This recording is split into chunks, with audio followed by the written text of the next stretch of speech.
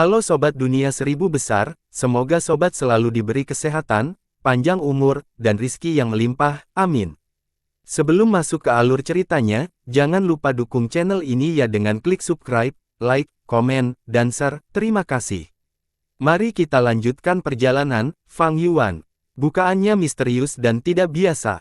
Meskipun terletak di dalam tubuh Fang Yuan, pada saat yang sama, tidak berbagi ruang yang sama dengan organ dalamnya.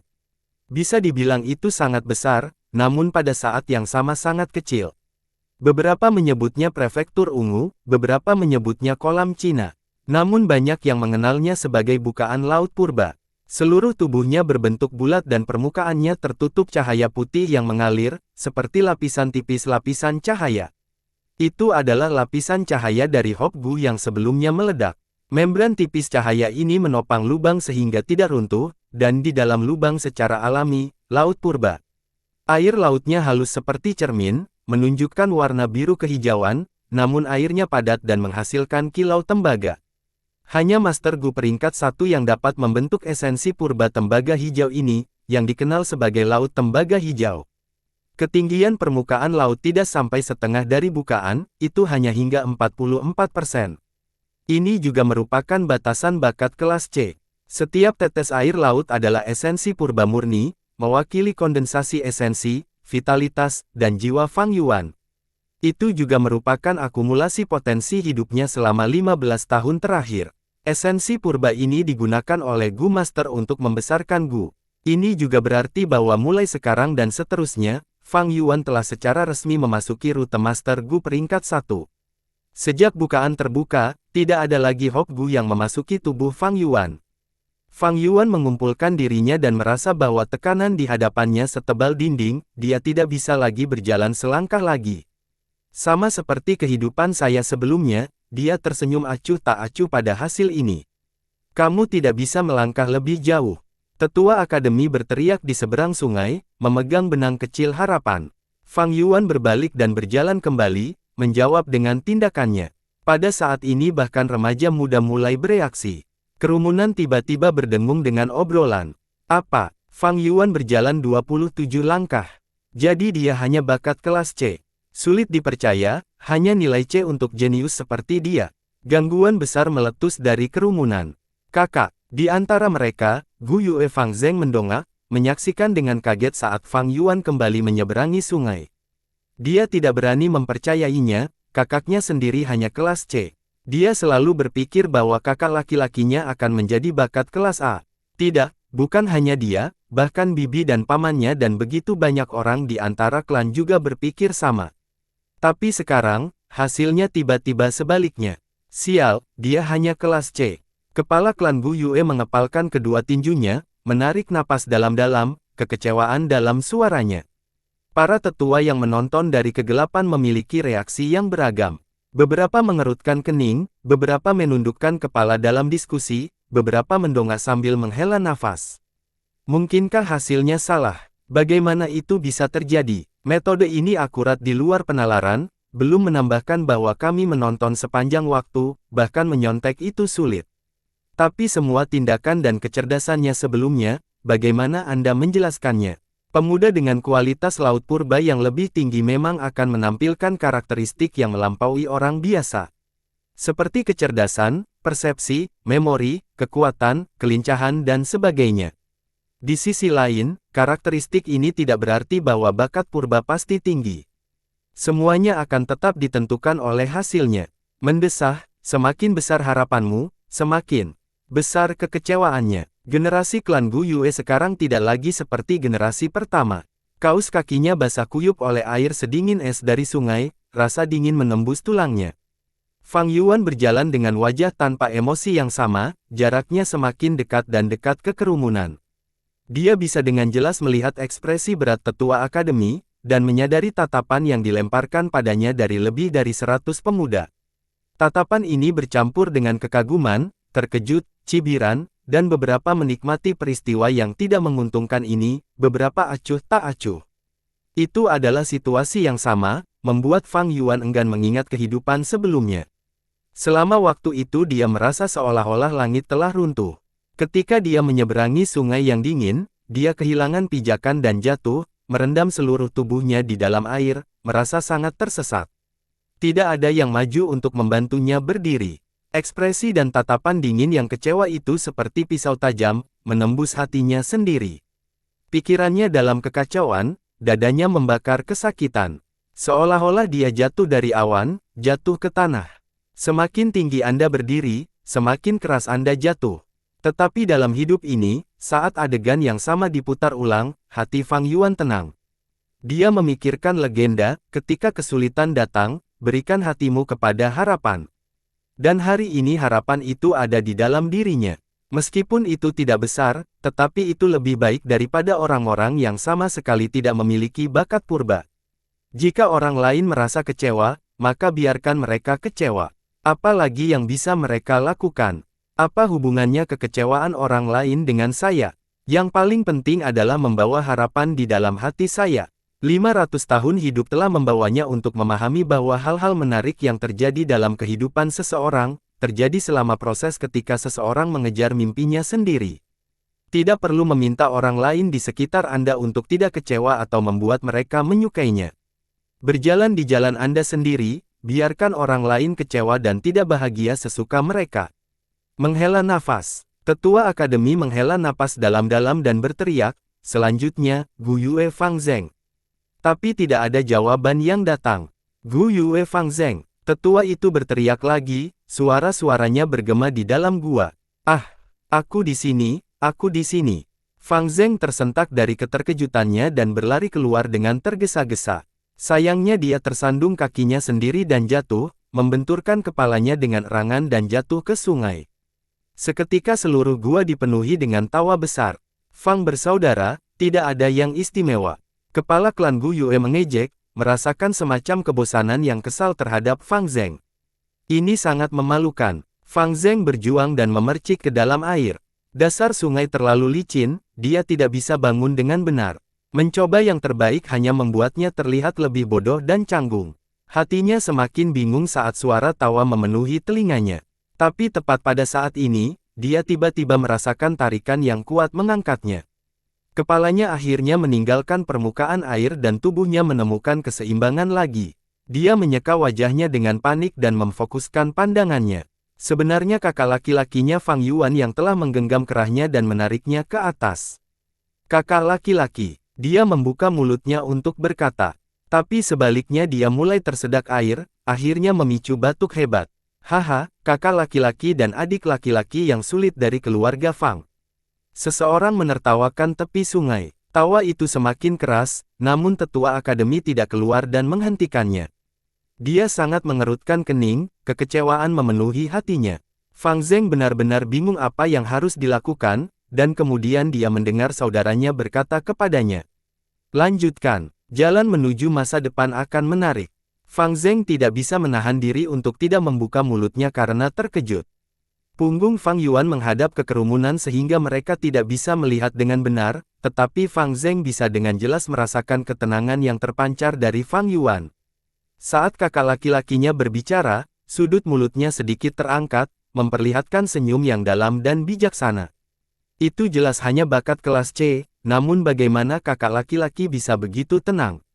Fang Zeng tidak bisa menahan diri untuk tidak bertanya-tanya, hatinya penuh keraguan. Namun Fang Yuan tidak mengatakan apa-apa lagi. Dia menepuk punggung Fang Zeng, dan berbalik dan berjalan pergi. Fang Zeng memasang ekspresi tertegun saat dia berjalan menuju Laut Bunga. Saya tidak pernah berpikir kakak laki-laki akan benar-benar setenang itu. Jika itu aku akan. Dia menundukkan kepalanya, berjalan ke depan dengan linglung. Namun dia tidak tahu bahwa dia sedang memainkan adegan ajaib. Ketika dia akhirnya keluar dari lamunannya, dia sudah jauh di dalam lautan bunga, berdiri di kejauhan yang belum pernah dijangkau orang lain sebelum dia. 43 langkah. Ya Tuhan, bakat kelas. Tetua akademi berteriak, sepertinya telah kehilangan akal sehatnya. Nilai, benar-benar nilai A. Sudah 3 tahun, seorang jenius berbakat kelas A akhirnya muncul di klan Gu Yue. Para tetua klan yang menonton dalam kegelapan juga berteriak pada saat yang sama, kehilangan ketenangan mereka. Yah, garis keturunan Fang berasal dari garis keturunan Qi kami. Jadi kami keluarga Qi akan mengadopsi di Gue Yue Fang Zeng ini, Gue Yue Qilian segera mengumumkan. Bagaimana mungkin? Kamu tas tua Qilian, moral dan kemampuanmu tidak beraturan, tapi kamu pasti pandai menyesatkan anak laki-laki. Lebih baik menyerahkan anak ini kepada saya, Gu Yue Mo Chen untuk dibesarkan. Gu Yue Mo Chen langsung meraung kembali. Berhentilah berdebat. Tidak ada yang lebih memenuhi syarat untuk membesarkan anak ini daripada pemimpin klan saat ini. Siapapun yang keberatan akan melawanku, Gu Yue Bo. Kepala klan Gu Yue menjadi gila dan menyapu tatapan merahnya yang menyala ke atas tatapan kecewa dan putus asa. Segera seminggu berlalu, manusia di atas semua makhluk, Gu adalah esensi dari langit dan bumi. Di dunia ini ada ribuan spesies, jumlah Gu yang tak terhitung jumlahnya. Mereka hidup di mana-mana di sekitar kita, di tanah, di semak-semak, bahkan di tubuh binatang buas. Saat manusia terus berkembang biak dan tumbuh, para sarjana masa lalu secara bertahap mengungkap misteri Gu. Mereka yang telah membuka-bukaan, menggunakan esensi purba mereka sendiri untuk memberi makan, menyempurnakan, dan memanipulasi Gu ini. Orang-orang yang telah mencapai berbagai tujuan ini adalah apa yang kita sebut Gu Master. Dan kalian semua telah berhasil membuka-bukaanmu dalam upacara kebangkitan 7 hari yang lalu. Dengan koagulasi laut purba, saat ini kalian semua adalah Master Gu peringkat 1. Di Akademi Desa, Tetua Akademi berbicara dengan percaya diri dan tenang. Di depannya ada 57 siswa, duduk dan mendengarkan dengan penuh perhatian. Misteri dan kekuatan seorang Gu Master telah mengakar kuat di hati para pemuda sejak lama. Dengan demikian semua yang diajarkan dan dikatakan oleh tetua, para siswa sangat tertarik. Pada saat ini seorang remaja muda mengangkat tangannya. Dengan izin Penatua dia berdiri dan bertanya, "Penatua Tuan, saya sudah tahu ini sejak saya masih kecil. Ada Master Gu peringkat 1, peringkat 2 dan seterusnya, bisakah Anda menjelaskan lebih rinci kepada kami?"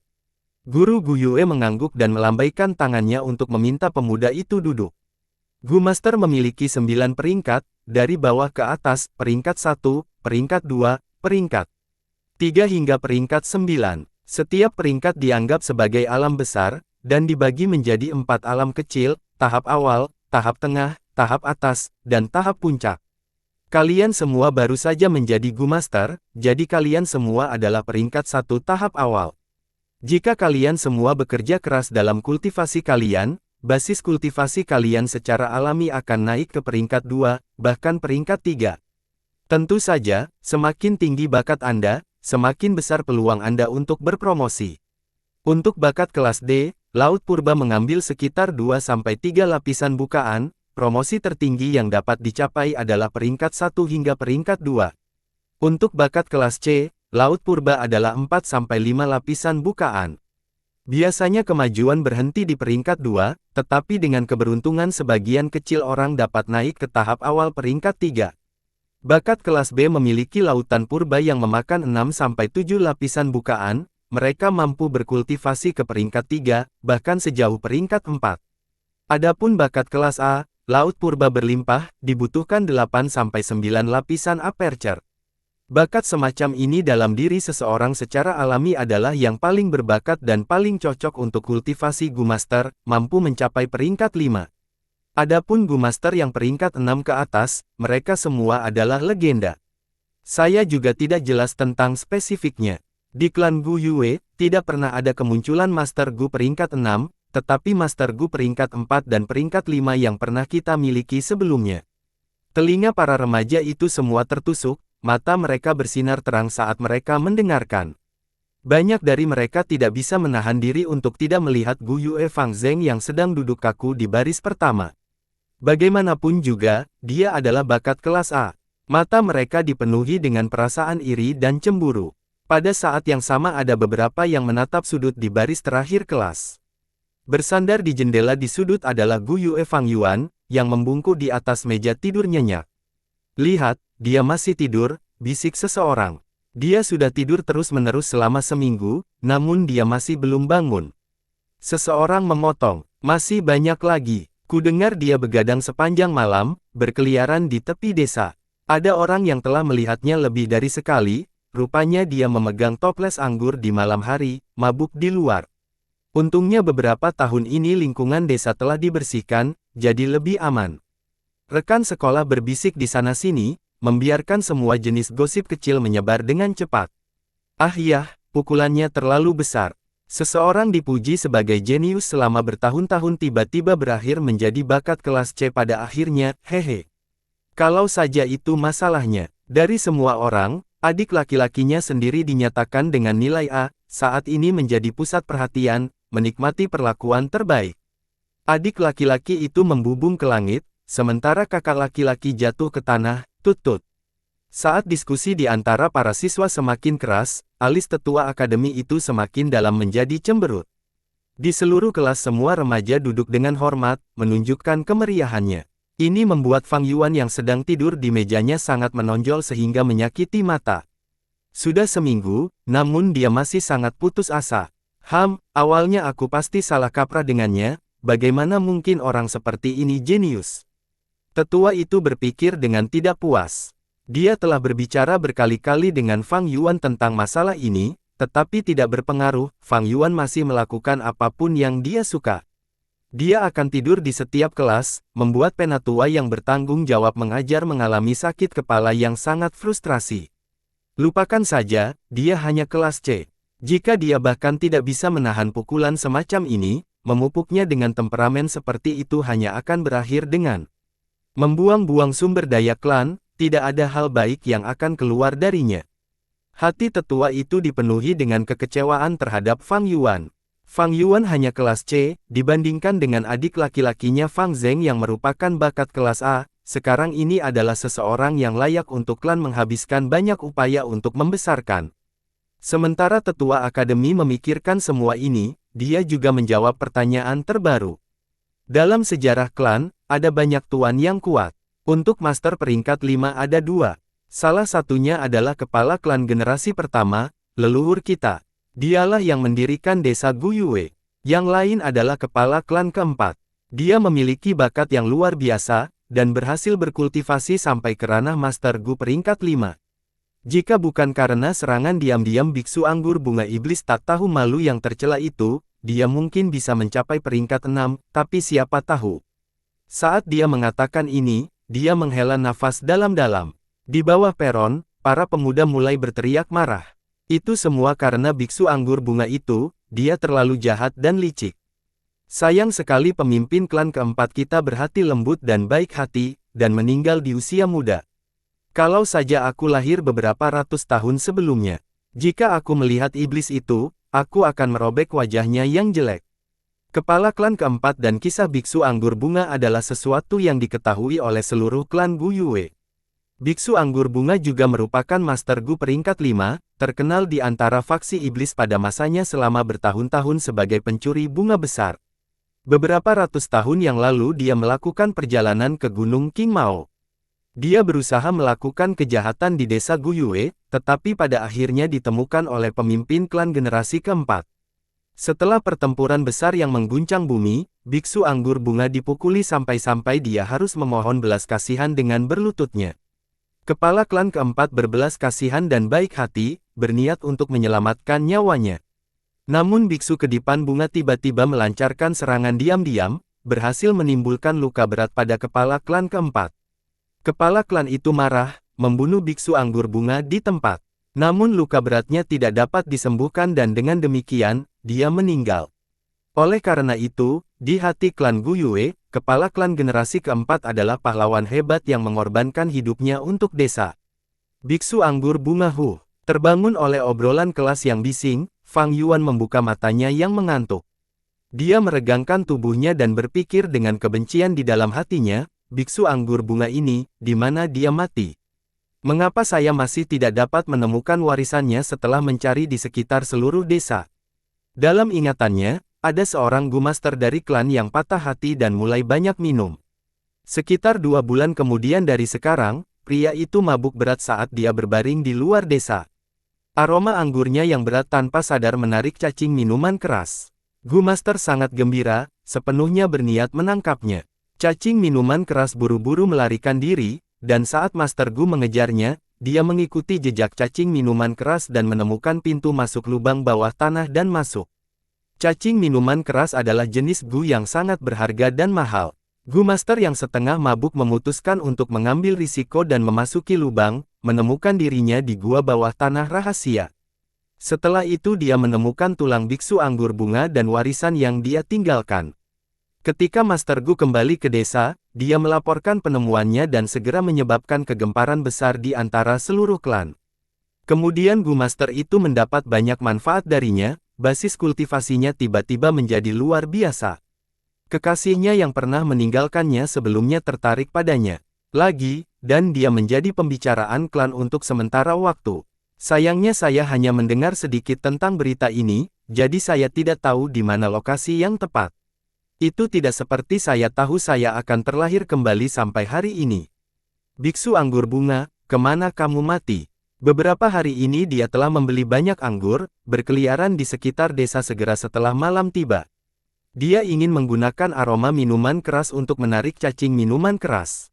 Sayangnya dia tidak pernah melihat cacing minuman keras muncul, membuatnya merasa sangat kecewa. Jika aku bisa menemukan cacing minuman keras itu dan menyempurnakannya menjadi gu vitalku, itu akan jauh lebih baik daripada gu cahaya bulan klan. Dalam sekejap mata sudah April, tidak banyak waktu tersisa. Fang Yuan menghela nafas dan menatap keluar jendela. Di bawah langit biru dan awan putih, pegunungan hijau membentang ke kejauhan. Di sekitarnya ada kebun bambu. Ini adalah bambu tombak unik Gunung Qingmao. Setiap tongkat bambu lurus seperti garis, ujung bambu sangat tajam seperti ujung tombak. Tidak terlalu jauh, hutan sudah berubah menjadi hijau. Tunas lembut tumbuh di lautan warna hijau kuning. Sesekali, burung pipit yang cantik dan berwarna-warni akan bertengger di cabang-cabang. Angin musim semi bertiup, membungkus kesegaran gunung dan sungai, dan menyebarkannya ke dunia. Tanpa menyadarinya, kelas hampir berakhir. Tetua Akademi akhirnya memberitahu, minggu ini saya telah mengajari Anda semua bagaimana merenungkan dan memeriksa lautan purba bukaan Anda sendiri, dan bagaimana bermeditasi dan bergeser di sekitar esensi purba di dalam tubuh Anda. Sekarang saatnya bagi Anda semua untuk menyempurnakan gu vital Anda. Setelah kelas ini berakhir, Anda semua akan pergi ke ruang gu akademi dan memilih gu Wom. Setelah memilih gu Anda, silakan pulang dan fokus untuk menyempurnakannya. Ketika Anda akhirnya menyempurnakan gu Anda, maka Anda dapat kembali ke akademi dan terus menghadiri kelas. Pada saat yang sama, ini adalah penilaian pertama Anda. Siapapun yang dapat menyelesaikan penilaian ini terlebih dahulu akan diberi hadiah 20 batu purba. Di samping akademi ada ruang gu. Kamar gu tidak besar, ukurannya hanya 60 meter. Dalam jalan kultivasi Master Gu, gu adalah kunci kekuatan. Di akhir kelas, para remaja yang bersemangat bergegas menuju ruang gu. Bentuk baris, masuk satu persatu, beberapa suara tiba-tiba berteriak, wajar jika ada penjaga di luar ruang gu. Para pemuda masuk satu persatu dan keluar. Akhirnya giliran Fang Yuan untuk memasuki ruang gu. Ruangan ini adalah ruangan misterius. Keempat dinding semuanya berlubang, di masing-masing lubang persegi yang tertanam ini ada lubang persegi lainnya. Masing-masing lubang berbeda ukurannya, beberapa besar dan beberapa kecil. Yang lebih besar tidak lebih besar dari panci masak gerabah, lubang yang lebih kecil tidak lebih kecil dari kepalan tangan. Di banyak lubang persegi ada semua jenis wadah, ada baskom batu abu-abu, piring giok hijau, kandang rumput yang indah, kompor tanah, del. Wadah ini disimpan dalam semua jenis variasi gu. Beberapa gu diam, sementara beberapa gu membuat banyak suara, menciptakan kicauan, dentuman, suara gemerisik dan sebagainya. Semua suara ini digabungkan bersama untuk menciptakan semacam simfoni kehidupan. Gu juga dibagi menjadi 9 level besar, mengikuti konsep yang sama dari alam 9 peringkat gu master. Semua guin ruangan ini adalah gu peringkat 1.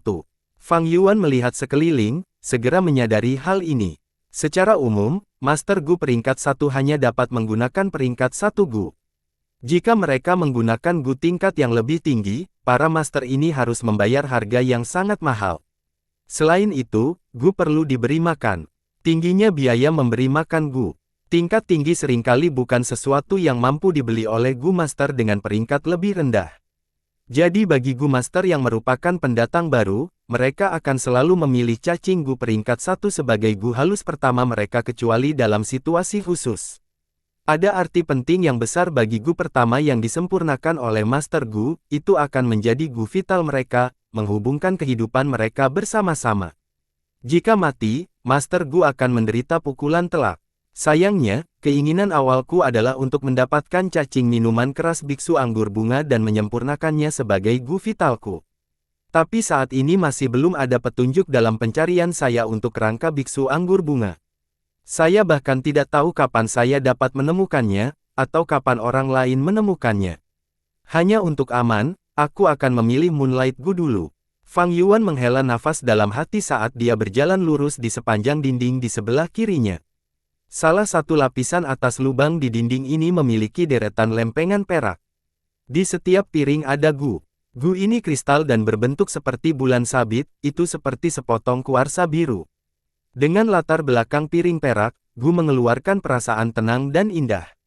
Dikenal sebagai Gu cahaya bulan, varietas Gu ini adalah Gu lokal dari klan Gu Yue dan banyak anggota klan akan memilih Gu cahaya bulan sebagai Gu vital mereka. Moonlight Gu bukanlah Gu alam, itu adalah jenis yang dibudidayakan dengan metode rahasia oleh klan Gu Yue. Moonlight Gu tidak dapat ditemukan di tempat lain, bisa dikatakan bahwa Gu ini adalah simbol klan Gu Yue. Karena itu semua adalah peringkat satu Moonlight Gu, ada sedikit perbedaan satu sama lain. Fang Yuan dengan santai memilih satu dan mengambilnya. Moonlight Gu sangat ringan sebanding dengan berat selembar kertas. Serangga itu menempati area kecil telapak tangannya, itu kira-kira seukuran liontin giok biasa. Saat Fang Yuan meletakkannya di tangannya, dia bisa melihat melaluinya dan menatap garis-garis di telapak tangannya. Dengan satu pandangan terakhir dan tidak menemukan yang salah dengan itu, Fang Yuan memasukkan Moonlight Gu ke dalam sakunya dan berjalan keluar dari kamar Gu. Di luar kamar Gu, antrian masih cukup panjang. Begitu orang berikutnya dalam antrean melihat Fang Yuan pergi, dia masuk ke ruangan dengan tergesa-gesa dengan kegembiraan. Jika itu orang lain, ketika mereka mendapatkan Gu mereka, hal pertama yang akan mereka lakukan adalah membawanya pulang dan dengan cepat menyempurnakannya. Tapi Fang Yuan tidak terburu-buru untuk melakukannya, karena pikirannya masih memikirkan cacing minuman keras. Cacing minuman keras lebih berharga dibandingkan dengan Gu cahaya bulan, meskipun Gu cahaya bulan adalah spesialisasi desa Gu Yue, itu tidak membantu Master Gu sebanyak cacing minuman keras. Setelah dia meninggalkan kamar Gu, Fang Yuan langsung menuju kedai. Penjaga toko, dua toples anggur tua. Fang Yuan memancing di sekitar sakunya dan mengeluarkan potongan batu purba yang tersisa, meletakkannya di konter. Beberapa hari ini dia akan datang ke sini dan membeli anggur, lalu berkeliling perbatasan desa dan mengintai, berniat menarik cacing minuman keras sehingga akan muncul. Penjaga toko itu adalah pria parubaya pendek dan gemuk, wajahnya berminyak. Setelah beberapa hari ini dia sudah teringat Fang Yuan. "Tuan, Anda sudah datang." Saat dia menyapa Fang Yuan, dia mengulurkan tangan gemuk yang tebal dan pendek dan dengan terampil menggesek potongan-potongan batu purba. Saat dia meletakkannya di telapak tangannya, dia menggeser tangannya ke atas dan ke bawah dan merasa bahwa beratnya benar. Dengan ini, senyum penjaga toko semakin dalam. Batu purba adalah mata uang yang digunakan di dunia ini, digunakan untuk mengukur nilai semua komoditas. Pada saat yang sama itu juga merupakan masalah padat dari esensi dunia, dapat digunakan pada diri sendiri, dan penting dalam membantu Gu Master dalam kultivasinya.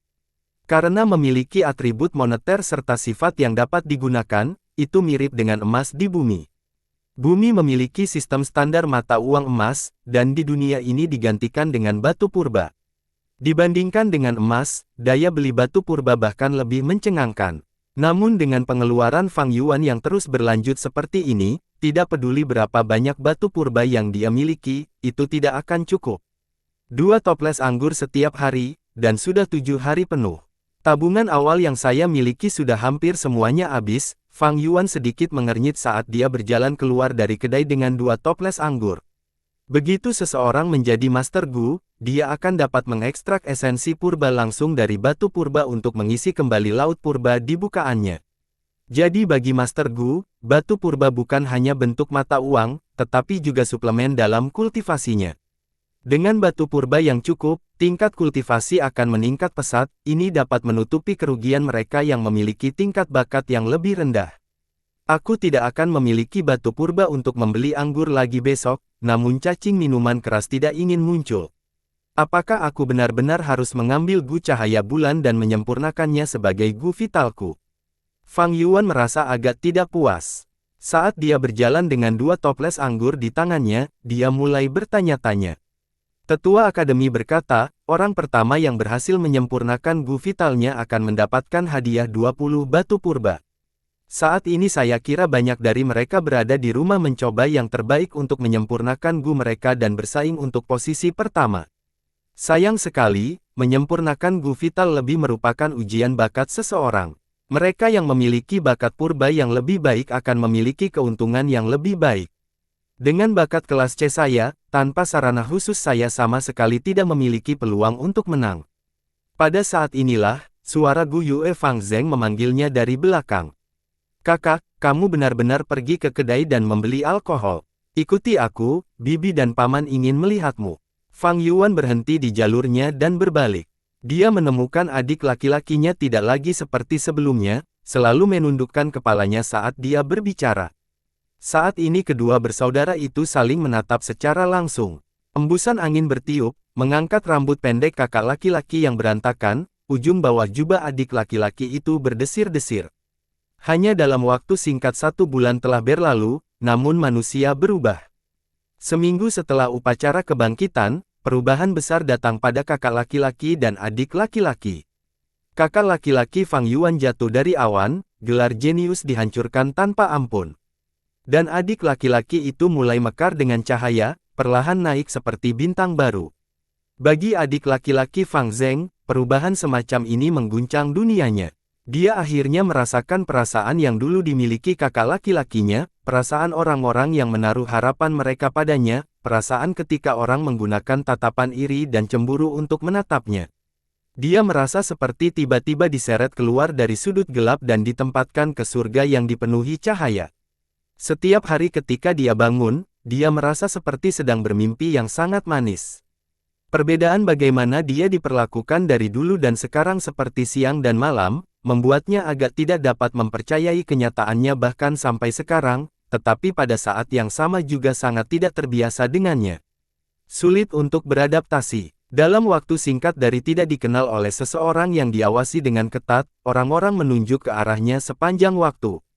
Terkadang ketika Fang Zeng berjalan di jalan, dia akan mendengar orang-orang di sekitarnya berbicara tentang dirinya sendiri, suara-suara memujinya. Wajahnya akan memanas dan dia akan merasa benar-benar bingung apa yang harus dilakukan, matanya mencoba menghindari tatapan, dia bahkan hampir lupa cara berjalan dengan benar. 10 hari pertama atau lebih, Gu Yue Fang Zeng menjadi lebih kurus namun energinya menjadi lebih kuat.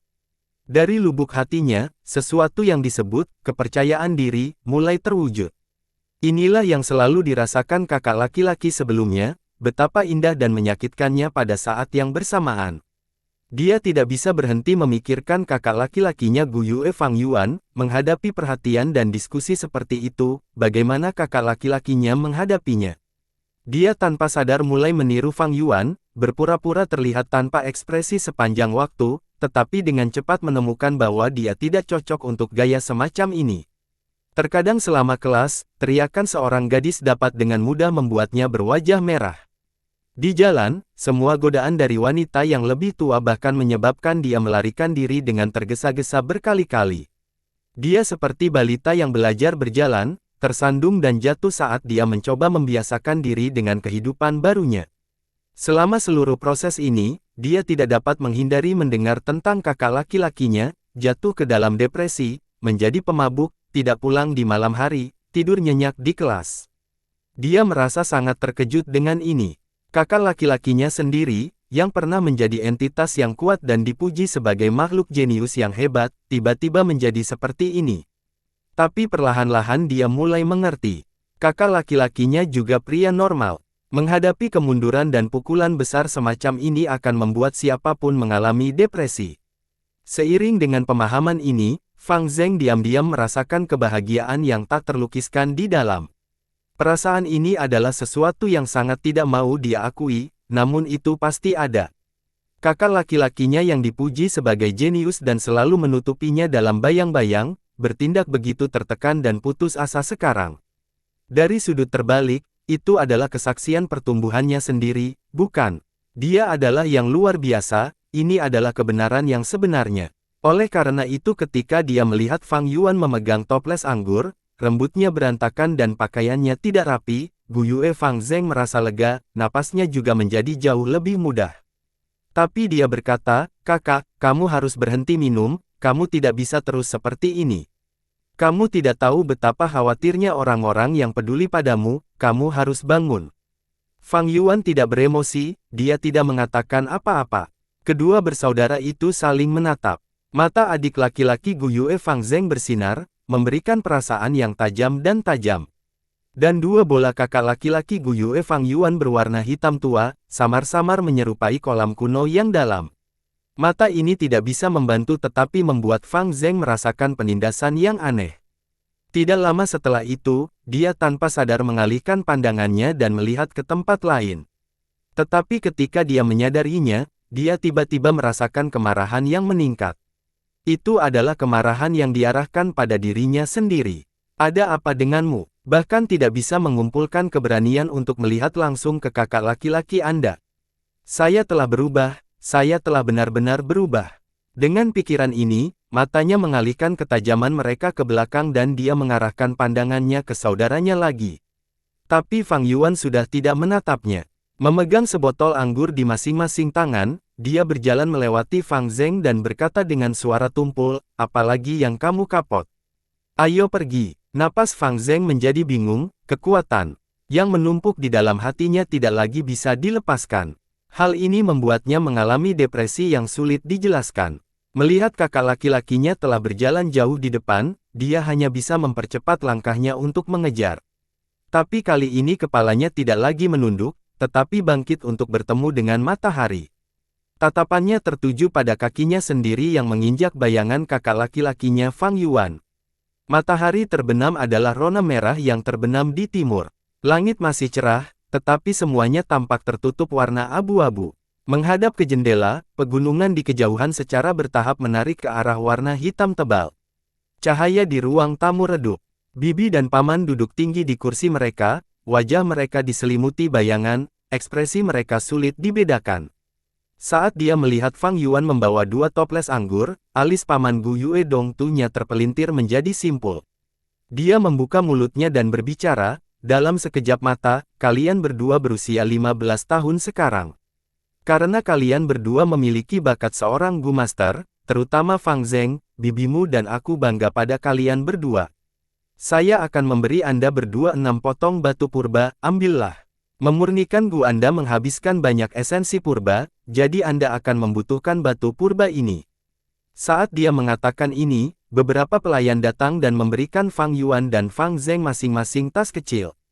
Fang Yuan mengambil tasnya tanpa suara. Fang Zeng segera membuka tasnya dan melihat ke dalam untuk melihat 6 buah batu purba putih keabu-abuan berbentuk oval. Wajahnya langsung berbinar dengan rasa terima kasih dan dia berdiri dari tempat duduknya, menghadap bibi dan pamannya. "Terima kasih bibi dan paman, keponakanmu memang membutuhkan batu purba untuk mengisi kembali esensi purbaiku. Kalian berdua telah membesarkanku sampai hari ini, rasa terima kasih ini terukir di hatiku, aku tidak akan melupakannya selamanya." Paman tersenyum dan mengangguk. Bibi buru-buru melambaikan tangannya dan berkata dengan hangat, "Duduk, duduk. Meskipun kalian berdua bukan anak-anak kami secara langsung, kami selalu membesarkanmu sebagai milik kami. Anda berdua bisa mendapatkan masa depan, dan kami bangga akan hal itu. Sayangnya kami tidak memiliki anak sendiri, dan kadang-kadang kami berpikir bahwa jika kalian berdua benar-benar bisa menjadi anak-anak kami, itu akan menjadi yang terbaik." Kata-katanya membawa makna yang dalam. Fang Zeng tidak memahaminya, tetapi Fang Yuan sedikit mengernyit. Paman memotong dan berkata, "Saya telah mendiskusikan ini dengan bibi Anda. Kami berpikir untuk mengadopsi Anda berdua dan menjadi keluarga sejati dan nyata." "Fang Zeng, saya ingin tahu apakah Anda bersedia?" Fang Zeng tertegun sejenak, tetapi raut wajahnya dengan cepat muncul senyum gembira dan dia berkata, "Sejujurnya, sejak kedua orang tua saya meninggal, saya sangat merindukan keluarga saya sendiri. Untuk bisa menjadi keluarga dengan bibi dan paman, ini terlalu bagus untuk menjadi kenyataan. Ekspresi bibi mengendur dan dia tertawa, kalau begitu kamu adalah putra kami yang baik, bukankah seharusnya kamu berhenti memanggil kami bibi dan paman? Ayah, ibu, Fang Zeng dalam keadaan sadar mengubah pernyataannya. Bibi dan paman tertawa terbahak-bahak. Sungguh anak yang baik, tidak kami suami dan istri untuk membesarkanmu sejak kamu berusia 5 tahun. Dan kami telah membesarkanmu selama 10 tahun penuh, bibi menyeka air matanya. Paman memandang Fang Yuan yang diam dan berkata dengan lembut, Fang Yuan, bagaimana denganmu? Fang Yuan menggelengkan kepalanya tanpa mengucapkan sepatah kata pun. Kakak, Gu Yue Fang Zeng hendak menasihatinya, tetapi paman, yang nadanya tidak berubah, menghentikannya. Jika itu masalahnya, Fang Yuan keponakanku, kami tidak akan memaksamu. Karena Anda sudah berusia 15 tahun, Anda harus mulai mandiri. Dengan cara ini Anda juga akan dengan mudah membawa garis keturunan Fang Anda. Paman di sini telah menyiapkan 200 batu purba untukmu sebagai dukungan keuangan. 200 batu purba. Mata Fang Zeng terbuka lebar, dia belum pernah melihat begitu banyak batu purba dalam hidupnya. Dia tidak bisa menahan ekspresi cemburu. Tapi Fang Yuan masih menggelengkan kepalanya. Fang Zeng bingung, sementara ekspresi paman sedikit berubah. Wajah bibi juga berubah mendung. Bibi dan paman, jika tidak ada yang lain, maka keponakanmu akan pergi. Fang Yuan tidak memberi mereka kesempatan untuk berbicara lagi. Setelah dia menyelesaikan kalimatnya, dia mengambil toples anggurnya dan segera meninggalkan aula. Fang Zeng bangkit dari kursinya dan berkata, Ayah, Ibu, kakak laki-laki tidak berpikir jernih, bagaimana kalau kamu membiarkan aku menasihatinya? Paman melambaikan tangannya dan dengan sengaja menghela nafas, sayangnya masalah ini tidak bisa dipaksakan. Karena kamu memiliki hati, sebagai ayahmu, aku sudah sangat puas. Para pelayan, jaga Tuan Muda Fang Zeng perlakukan dia dengan baik. Petik 2. Kalau begitu putramu akan pergi, Fang Zeng mundur, dan ruang tamu menjadi sunyi. Matahari terbenam di bawah gunung, dan ruang tamu menjadi lebih gelap. Beberapa saat dari kegelapan suara dingin paman muncul. Sepertinya bocah ini Fang Yuan telah melihat plot kita. Di antara peraturan klan Gu Yue, dengan jelas ditetapkan bahwa putra tertua pada usia 16 tahun akan memiliki kualifikasi untuk mewarisi properti keluarga. Orang tua Fang Yuan telah meninggal, meninggalkan banyak uang. Itu, dirawat, oleh bibi dan paman. Warisan ini bukanlah sesuatu yang bisa dibandingkan dengan jumlah 200 batu esensi. Jika Fang Yuan juga setuju untuk diadopsi oleh bibi dan paman, maka dia akan kehilangan hak untuk mewarisi kekayaan ini.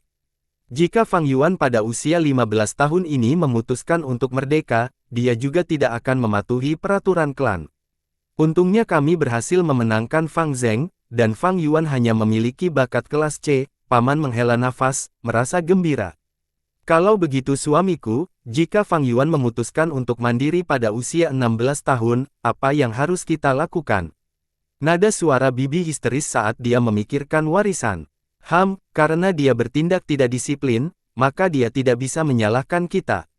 Selama kita memergokinya melakukan kesalahan besar sebelum dia meninggalkan kita dan mengusirnya dari keluarga kita, itu akan dihitung sebagai merebut haknya untuk mewarisi warisan, Paman menjelaskan dengan dingin. Tapi bocah itu sangat pintar, bagaimana dia bisa membuat kesalahan? Bibi bertanya, bingung. Paman segera memutar matanya dan berbisik dengan marah, kamu benar-benar bodoh. Jika dia tidak akan membuat kesalahan, tidak bisakah kita menjebaknya? Biarkan saja Shen Cui merayu Fang Yuan dan meneriakkan serangan, kami menangkapnya di tempat, mengarang cerita Ten dia bertingkah liar saat dia mabuk. Tentunya kita bisa mengusir Fang Yuan. Suamiku, kamu benar-benar punya cara, sungguh rencana yang cerdik. Bibi sangat gembira saat itu. Warna-warna tebal malam menutupi langit, dan bintang-bintang yang menyelimuti langit sebagian besar tertutup oleh awan gelap yang mengambang. Setiap rumah tangga di desa berangsur-angsur menyala dengan lampu. Gu Yue Fang Zeng diantar ke sebuah ruangan. Tuan Muda Fang Zeng, Tuan Tua secara pribadi menyuruh saya merapikan ruangan ini khusus untuk Anda, kata Ibu Shen dengan nada ramah. Dia menundukkan pinggangnya, wajahnya memiliki senyum menyanjung. Fang Zeng melihat sekeliling dengan sekilas, matanya bersinar. Ruangan ini setidaknya 2 kali lebih besar dibandingkan dengan kamar sebelumnya.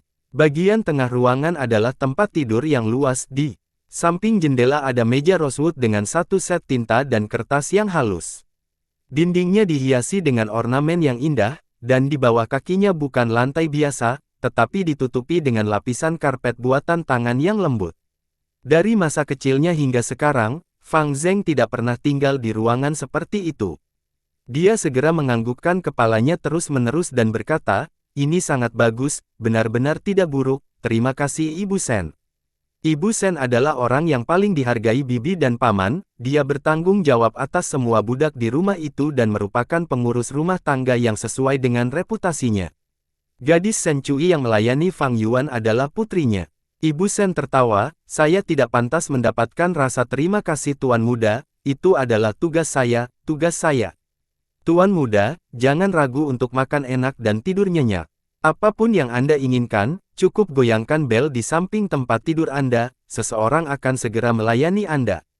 Tuan tua telah menginstruksikan kami, jadi dalam beberapa hari ini tolong taruh semua perhatian Anda pada kultivasi, Tuan Muda. Serahkan saja semua tugas lain kepada kami." Fang Zeng merasakan semburan rasa terima kasih di dalam hatinya. Dia tidak mengatakan apa-apa, tetapi jauh di lubuk hatinya dia memutuskan, "Kali ini saya harus menjadi nomor 1 dan tidak mengecewakan bibi dan paman." Awan gelap di langit semakin berat, dan malam semakin gelap. Di langit malam sebagian besar bintang tertutup awan, meninggalkan beberapa bersinar dengan cahaya redup, berkedip di langit. Bibi dan paman pasti sedang merencanakan bagaimana mengusirku dari rumah sekarang. Dalam kehidupan saya sebelumnya mereka diam-diam menghasut para pelayan untuk memprovokasi saya, dan kemudian menjebak saya.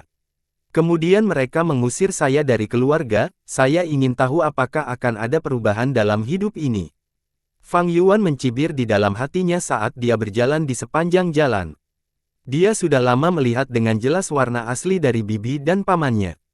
Tapi dia juga bisa memahaminya.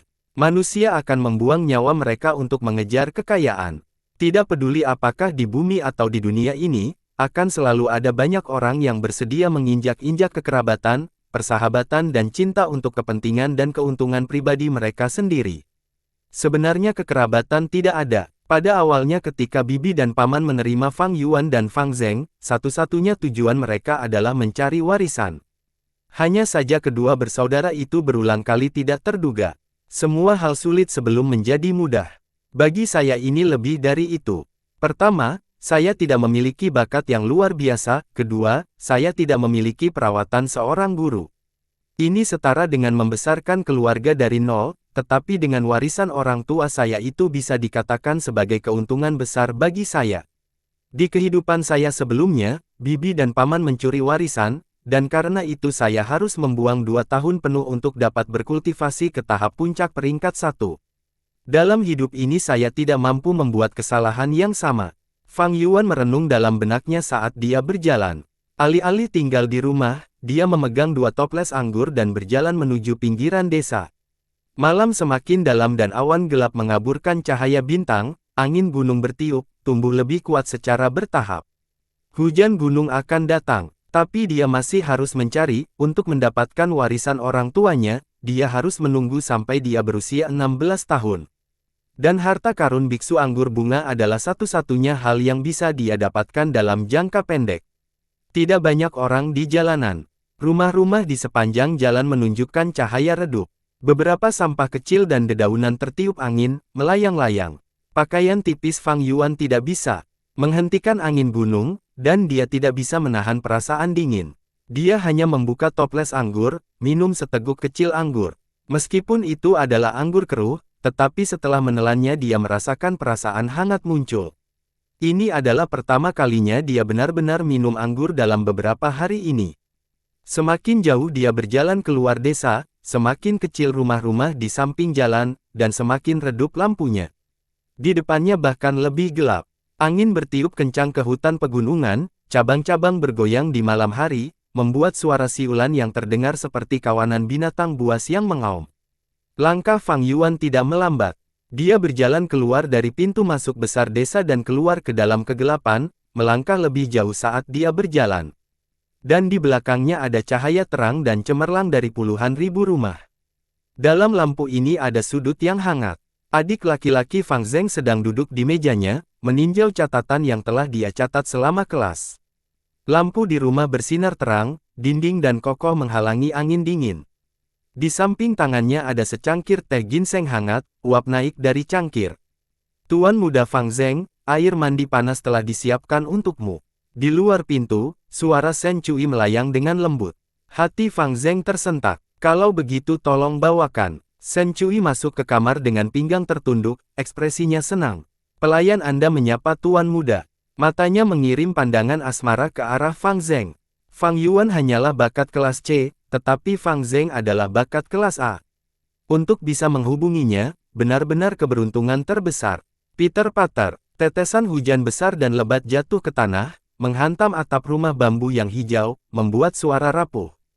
Permukaan kolam di depan gedung penuh dengan riak saat hujan turun, ikan-ikan di dalam air berenang dengan hidup, tanaman air bergoyang di dasar kolam. Langit mendung, tirai hujan tebal mengaburkan bidang penglihatan sejauh mata memandang. Di ruangan yang agak redup jendela terbuka, dan Fang Yuan diam-diam menyaksikan hujan lebat, menghela nafas. Sudah 3 hari 3 malam. Pada malam 3 hari yang lalu dia berjalan keluar desa dengan 2 toples anggur, mencari-cari di sekitarnya. Tapi ketika sudah larut malam hujan mulai turun. Kesampingkan dia basah kuyup sampai ke tulang, poin utamanya adalah bahwa dalam situasi itu dia tidak bisa mencari lagi. Air hujan akan dengan cepat menghilangkan aroma anggur. Pada saat yang sama jika dia memaksakan dirinya untuk mencari dalam kondisi seperti itu mungkin menimbulkan kecurigaan. Meskipun sebelumnya dia berpura-pura menjadi orang mabuk yang depresi untuk menutupi motif sebenarnya, tetapi dia tahu untuk tidak pernah meremehkan kecerdasan orang lain di sekitarnya. Hanya orang bodoh yang akan berpikir orang lain bodoh. Jadi di bawah ketidakberdayaan ini, Fang Yuan hanya bisa menghentikan pencariannya. Belum terlalu disebutkan bahwa saat hujan mulai turun, hujan terus-menerus. Terkadang menjadi lebih berat dan terkadang lebih ringan, tetapi tidak pernah berhenti. Kurasa dengan cara ini, aku tidak akan bisa menemukan cacing minuman keras untuk waktu yang singkat. Agar aman, saya hanya bisa memilih untuk mulai menyempurnakan Moonlight Gu. Sementara saya menyempurnakannya, jika saya dapat menemukan cacing minuman keras selama prosesnya, itu akan menjadi yang terbaik, tetapi jika saya tidak bisa maka ini harus dilakukan. Tetapi masalah ini sangat umum, badai mungkin muncul dari langit yang cerah, sesuatu yang tidak terduga dapat terjadi kapan saja. Di dunia ini siapa yang bisa melakukan segalanya tanpa rintangan di jalannya, memiliki perjalanan yang sempurna. Pikiran Fang Yuan sangat tenang, pengalamannya selama 500 tahun telah lama menghilangkan impulsif yang jarang dia miliki sejak awal. Dia menutup pintu dan jendela dan duduk bersila di tempat tidurnya. Dia menutup matanya perlahan dan setelah bernapas beberapa kali, dia menenangkan keadaan pikirannya. Pada saat berikutnya, penglihatan bukaan purbanya muncul di benaknya. Bukaan mungkin diposisikan di dalam tubuhnya tetapi itu secara misterius tidak biasa, besar tanpa batas namun sangat kecil. Lapisan luar bukaan adalah lapisan cahaya. Cahaya putih memberikan kesan tipis, tetapi tetap menopang bukaan dengan baik. Di bukaan itu ada lautan esensi purba. Air lautnya berwarna tembaga hijau, permukaan laut jernih dan tenang seperti cermin. Ketinggian air sekitar setengah tinggi bukaan. Seluruh volume laut menempati 44% dari bukaan. Ini adalah lautan purba tembaga hijau dari Master Gu peringkat 1, dan setiap tetes air laut adalah esensi purba. Itu adalah kekuatan dasar kehidupan Fang Yuan dan kondensasi esensi, vitalitas, dan jiwanya. Setiap tetes esensi purba sangat berharga, karena itu adalah akar dari seorang Gu Master, dan merupakan sumber kekuatan.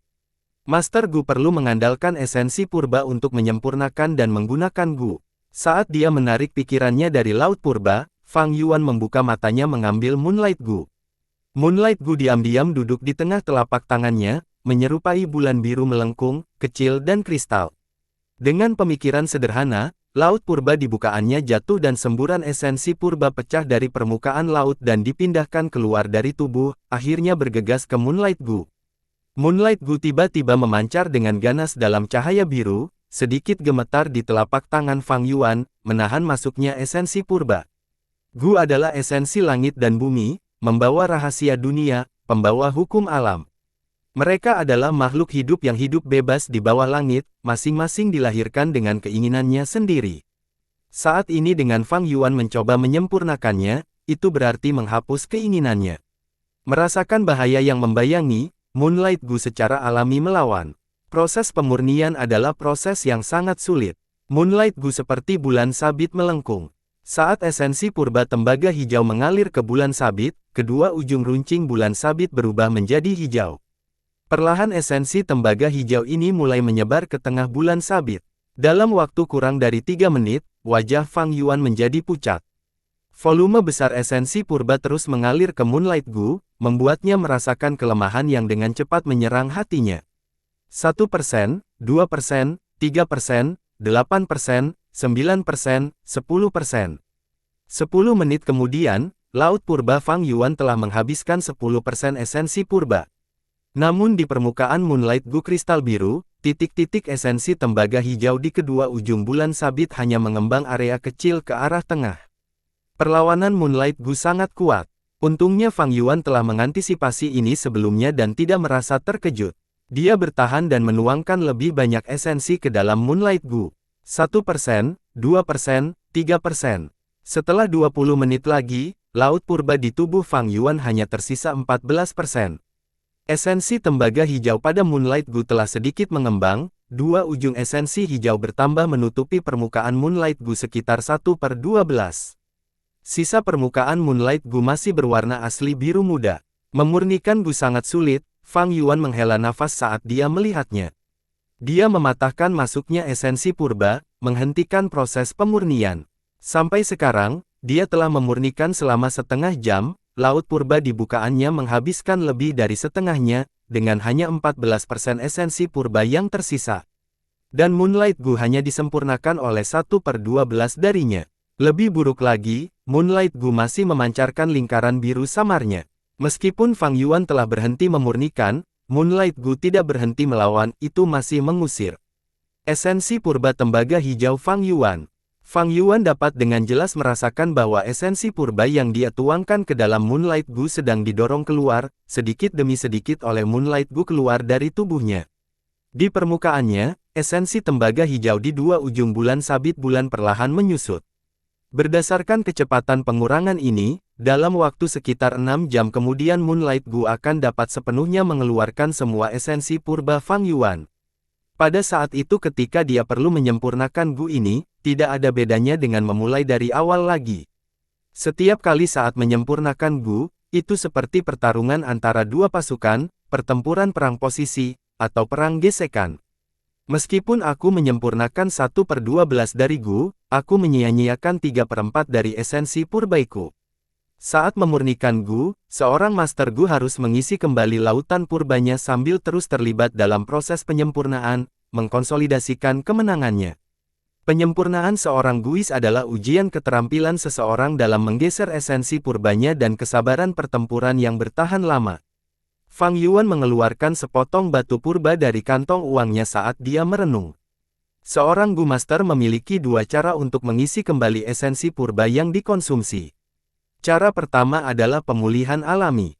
Setelah jangka waktu tertentu, Laut Purba secara alami akan mengisi kembali esensi purba. Dalam kasus bakat kelas C seperti Fang Yuan, akan memakan waktu sekitar 1 jam untuk mengisi kembali 4% esensi purba. Dalam 6 jam ia dapat memulihkan 24% poin dari total kuantitas esensi purba. Cara kedua adalah menyerap esensi alami langsung dari batu purba. Batu purba adalah harta karun dari alam itu sendiri. Sebagai esensi purba alami yang kental, saat menyerapnya, permukaan air laut purba naik dengan kecepatan terus-menerus yang dapat dilihat dengan mata telanjang. Setelah sekitar setengah jam, Laut Purba telah diisi kembali ke volume aslinya sebesar 44%. Pada tingkat ini, naiknya permukaan air laut berhenti tiba-tiba. Meskipun masih ada ruang di dalam bukaan, Fang Yuan tidak bisa menyimpan esensi purba lagi. Ini adalah batas bakat kelas C-nya. Jadi dari sini seseorang dapat melihat pentingnya tingkat bakat kultivasi seseorang. Semakin tinggi bakatnya, semakin banyak esensi purba yang dapat dipegang oleh aperture, dan semakin cepat pemulihan alami esensi purba. Dalam kasus Fang Yuan untuk menyempurnakan Gu dan memperkuat hasilnya, dia harus menyerap batu purba karena tingkat pemulihan alami esensi purbanya tidak dapat mengalahkan tingkat cahaya bulan Gu yang mengeluarkannya. Namun dalam kasus bakat kelas A Fang Zheng, dia bisa mengisi kembali 8% esensi purba setiap jam. Dalam 6 jam dia akan memulihkan 48% esensi purba, dan dalam kerangka waktu yang sama Moonlight Gu hanya bisa mengeluarkan 3% poin esensi purba. Fang Zheng tidak membutuhkan bantuan eksternal dari batu purba. Dia bisa melanjutkan pemurnian dengan beberapa istirahat dalam prosesnya dan berhasil menyempurnakan Moonlight Gu dalam beberapa hari. Itulah sebabnya Fang Yuan tahu sejak awal bahwa dalam tes ini, untuk menyempurnakan Moonlight Gu, dia tidak pernah memiliki kesempatan untuk mendapatkan posisi pertama. Itu tidak ada hubungannya dengan kekuatan seseorang yang sebenarnya, karena faktor pertama adalah tingkat bakat. Faktor kedua adalah batu purba. Jika ada banyak batu purba, tanpa ragu untuk mengkonsumsi, bakat kelas B juga bisa melampaui bakat kelas A dan mendapatkan posisi pertama. Di tangan saya ada 6 potong batu purba. Saya tidak bisa dibandingkan dengan Gu Yue Mobei atau Gu Yue Chichen, orang-orang seperti ini yang memiliki anggota keluarga yang lebih tua mendukung mereka dari belakang. Bakat saya ada di kelas C, dan tidak dapat dibandingkan dengan Fang Zheng yang memiliki bakat kelas A. Saya tidak pernah memiliki kesempatan untuk menang dalam tes ini. Mengapa tidak mengalihkan energi saya dan pergi mencari cacing minuman keras? Jika aku bisa membuat cacing minuman keras menjadi Gu vitalku, itu akan jauh lebih baik daripada Gu cahaya bulan. Suara hujan di luar jendela semakin ringan, sepertinya tanda berhenti. Hujan telah berlangsung selama 3 hari 3 malam, seharusnya sudah waktunya berhenti. Fang Yuan menyimpan Moonlight Gu dan turun dari tempat tidurnya. Saat dia hendak membuka jendela, ada ketukan di pintu. Di luar pintu terdengar suara pelayannya Shen Cui, "Tuan muda Fang Yuan, ini aku. Hujan turun selama 3 hari, jadi aku membawakanmu makanan dan anggur. Tuan muda bisa makan dan minum dan meredakan perasaan tertekan." Bersambung.